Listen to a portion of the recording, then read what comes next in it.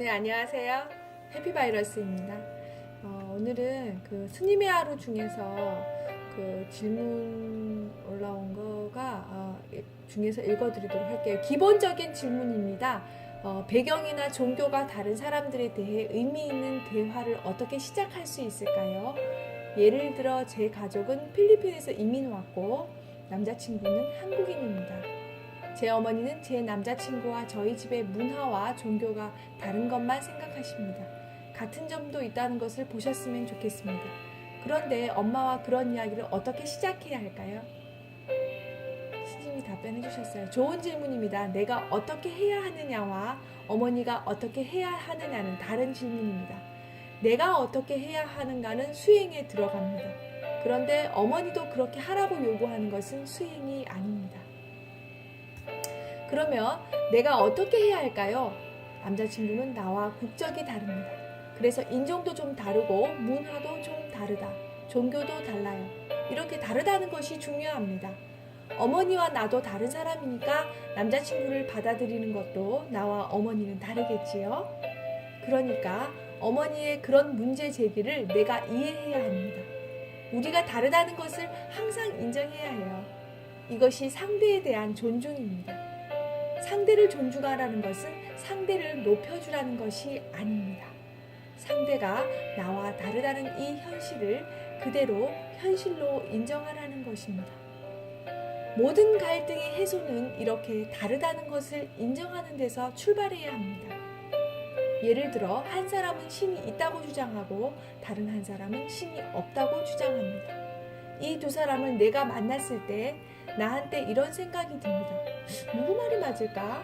이것은 잘못된 접근입니다. 그럴 때 두 사람의 믿음이 다르구나 라고 하면 아무 문제도 없습니다. 믿음은 진리를 가릴 수 있는 대상이 아닙니다. 믿음은 심리적인 현상입니다. 그래서 우리는 그것을 그냥 인정해야 합니다. 어머니는 종교가 같았으면 하고 원하고 있습니다. 같은 언어를 썼으면 합니다. 같은 문화를 가졌으면 합니다.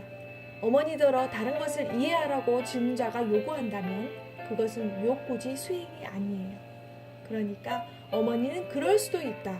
이렇게 생각해야 합니다. 그러면 나는 고뇌가 없어집니다. 어머니의 문제는 어머니의 문제입니다. 어머니의 문제를 내가 해결해 줄 수는 없습니다. 그건 어머니의 인생이에요. 그것을 질문자가 해결하려고 하면 해결이 안 됩니다. 해결이 안 되면 나는 어머니를 미워하게 됩니다. 어머니를 내가 컨트롤하려고 하기 때문입니다. 그런 관점을 가지면 수행이라고 할 수 없습니다. 다시 결론적으로 말씀드리면 남자친구에 대해서는 서로 다름을 인정하고 만나면 됩니다. 어머니가 여기에 대해 불만을 토로하는 것은 어머니의 자유입니다. 그 불만 또한 내가 인정하고 받아들이면 됩니다.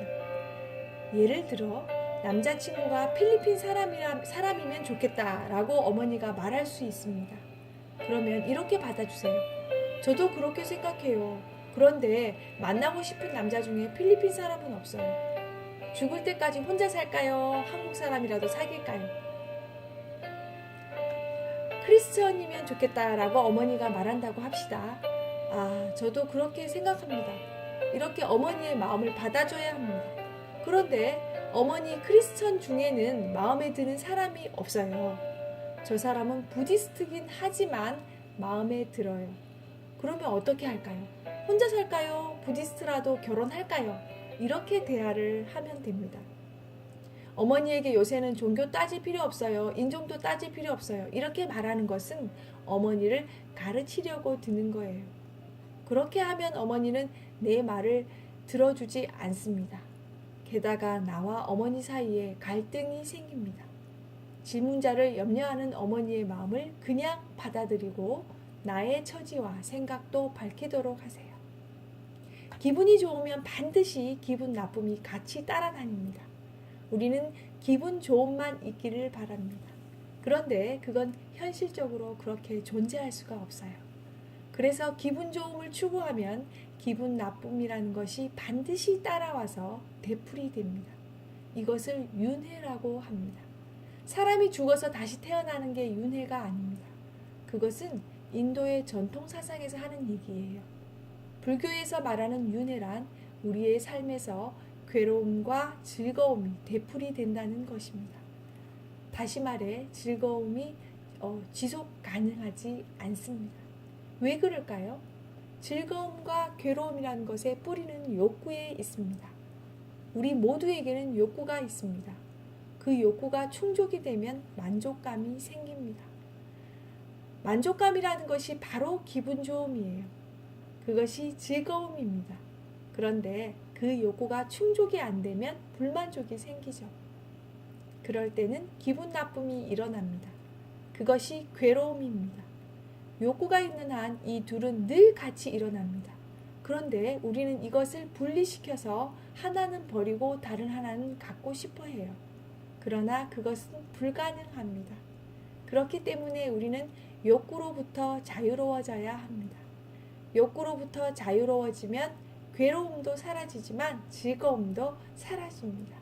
그것이 니르바나, 해탈, 열반입니다. 그런데 우리는 즐거움을 갖고 싶어 합니다. 그래서 괴로움에서 벗어날 수가 없습니다. 괴로움과 즐거움에서 벗어나는 니르바나의 길을 가거나 즐거움을 갖고 싶으면 괴로움을 당연하게 받아들이는 자세가 필요합니다. 돈을 빌렸으면 갚아야 합니다. 그러면 덜 괴로워집니다.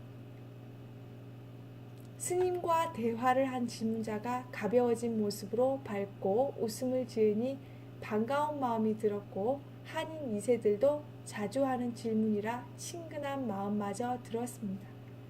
남자친구가 한국인이라고 하니 엄마와의 문제가 잘 해결되었으면 하는 바람도 들었습니다. 이 질문자가 이제 한인 2세인가 봐요. 그래서 이제 질문을 하신 내용을 제가 읽어드렸습니다.